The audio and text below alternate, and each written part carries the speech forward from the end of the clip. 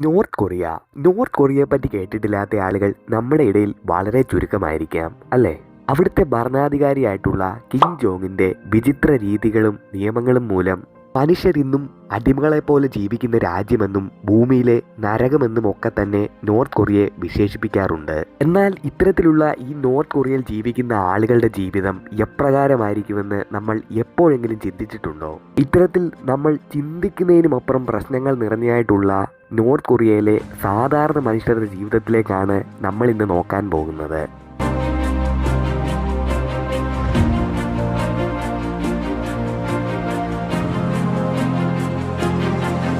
Facebook, WhatsApp, YouTube ഈ social മീഡിയകളെല്ലാം ഒരു ദിവസത്തേക്ക് നിരോധിക്കുകയാണെന്നുണ്ടെങ്കിൽ എന്താവും നിങ്ങളുടെ അവസ്ഥ? ആലോചിക്കാൻ കൂടെ പറ്റുന്നുണ്ടാവില്ല അല്ലേ? എന്നാൽ നോർത്ത് കൊറിയയിലെ ആളുകൾക്ക് ഇത്തരത്തിലുള്ള ഒരു സോഷ്യൽ മീഡിയയും കാണുവാൻ കൂടെ സാധിക്കുകയില്ല. സർക്കാർ അംഗീകരിച്ചതായിട്ടുള്ള ഏതാണ്ട് 28 വെബ്സൈറ്റുകൾ മാത്രമേ അവിടെയുള്ള ആളുകൾക്ക് ലഭിക്കുകയുള്ളൂ. അതും കുറച്ചു പേർക്ക് മാത്രം. അതുപോലെ തന്നെ അവിടെയുള്ള ജനങ്ങൾ അനുഭവിക്കുന്ന മറ്റൊരു പ്രധാന പ്രശ്നമാണ് എല്ലാ രാത്രിയിലുമുള്ള പവർ കട്ട്. ഇടയ്ക്കിടെ ഉണ്ടാകുന്ന പവർ കട്ട് എത്രമാത്രം അരോചകമാണെന്ന് നമുക്കറിയാം. അപ്പോൾ എല്ലാ രാത്രിയും മുടങ്ങാതെ പവർ കട്ടാണെങ്കിലോ നമുക്ക് ചിന്തിക്കാൻ സാധിക്കുമോ? ഉത്തര കൊറിയൻ ജനത രാത്രികാലങ്ങളിൽ വൈദ്യുതി വെളിച്ചം കാണാറില്ല.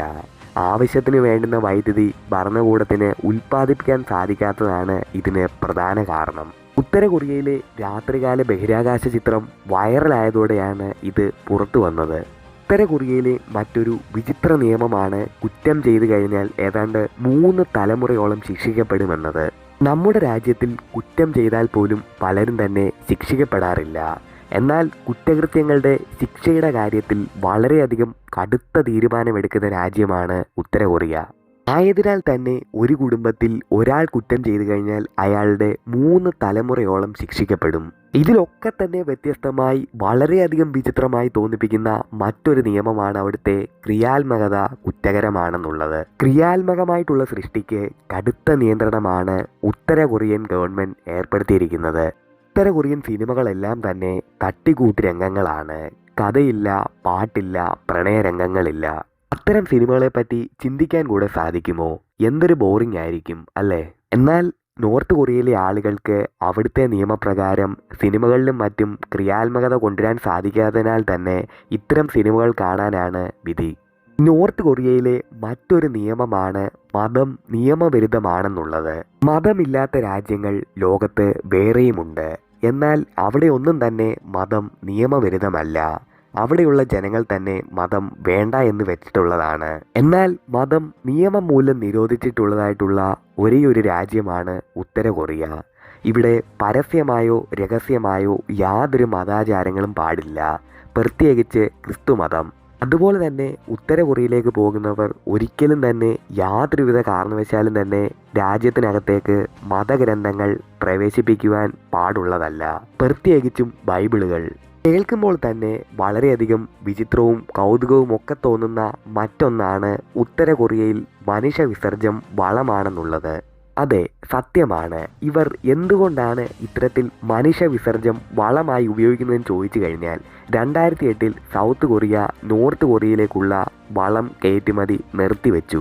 ഇതിനെ തുടർന്ന് ഉത്തര കൊറിയൻ കാർഷിക മേഖല സ്തംഭിച്ച നിലയിലെത്തിയപ്പോഴാണ് പരിഹാരമായി മനുഷ്യ വിസർജ്യം വളമായി ഉപയോഗിക്കുവാനായി ഉത്തര കൊറിയൻ ഭരണകൂടം അവിടുത്തെ കർഷകരോട് നിർദ്ദേശിക്കുന്നത്. മാത്രമല്ല ഇത് സർക്കാർ മേൽനോട്ടത്തിൽ തന്നെ ശേഖരിക്കുകയും ചെയ്തിരുന്നു. ജനങ്ങൾ എവിടെ ജീവിക്കണമെന്ന് ഒരു ഏകാധിപത്യ രാജ്യം തീരുമാനിക്കുന്നതിൽ പ്രത്യേകിച്ച് അത്ഭുതമൊന്നും തന്നെയില്ല.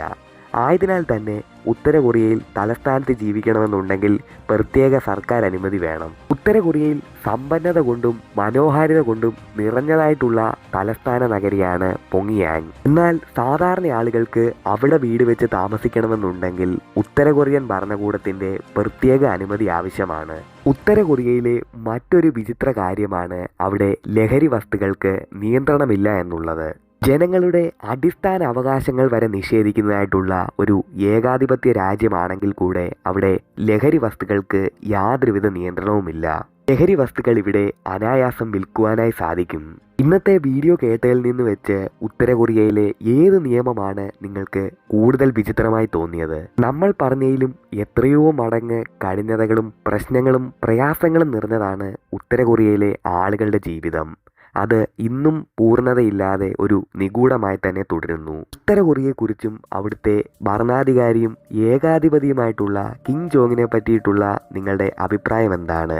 നിങ്ങളുടെ അഭിപ്രായം എന്താണെന്ന് ജസ്റ്റ് ഒന്ന് കമൻറ്റ് ചെയ്യുക. പിന്നെ വീഡിയോ ഇഷ്ടപ്പെട്ടാൽ തീർച്ചയായും ലൈക്ക് ചെയ്യുക. കൂടുതൽ വീഡിയോകൾക്ക് വേണ്ടി ചാനൽ സബ്സ്ക്രൈബ് ചെയ്യാനും മറക്കല്ലേ.